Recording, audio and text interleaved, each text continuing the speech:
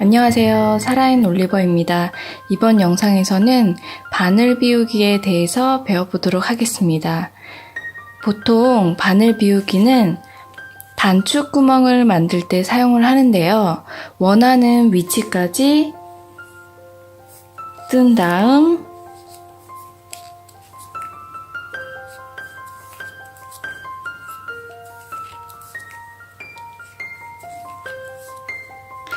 바늘 비우기를 하는데요.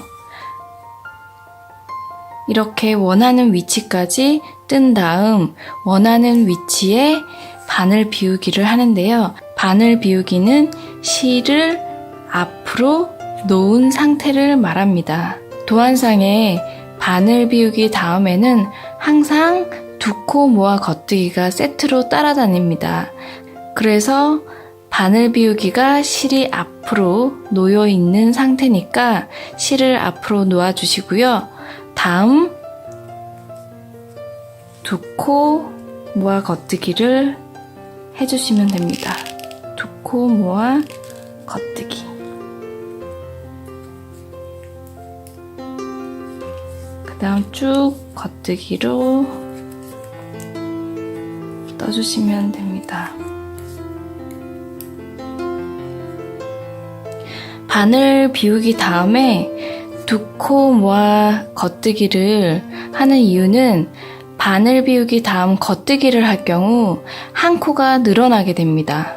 그래서 코늘림을 막기 위해서 두 코 모아 겉뜨기를 하게 됩니다. 지금 메리아스 뜨기라서 뒷면에서는 안뜨기를 해줄게요.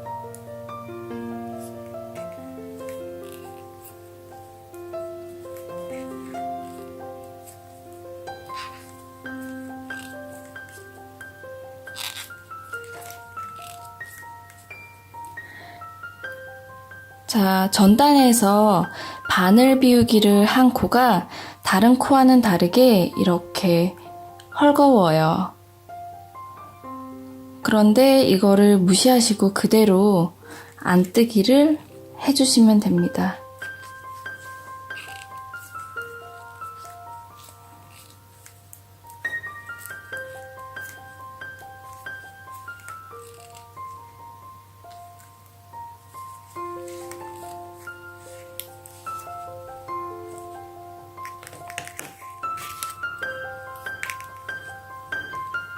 자, 이렇게 가운데에 구멍이 보이시죠?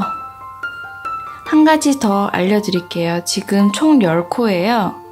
10코인데 보통 겉뜨기를 하면 실이 항상 뒤에 있죠. 뒤에서 이렇게 감아주죠. 그런데 바늘 비우기를 한 상태에서 겉뜨기를 해볼게요. 이렇게 겉뜨기를 했죠.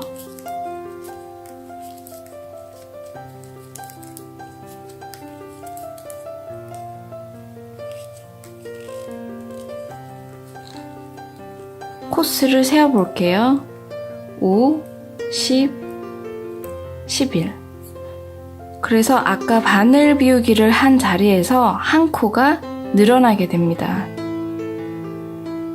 그래서 초보자들이 실수를 하는 게 항상 실이 겉뜨기 할 때는 뒤에 있어야 되는데 본인도 모르게 앞으로 한 상태에서 겉뜨기를 하게 되면 코가 늘어나게 되죠. 나중에 세어보면 코가 늘어나 있는 거죠. 오늘 바늘 비우기에 대해서 배워봤는데요. 나중에 뜨실 때 도움이 되셨으면 좋겠습니다. 여기까지 바늘 비우기 그리고 단축구멍 만들기에 대해서 배워봤습니다. 감사합니다.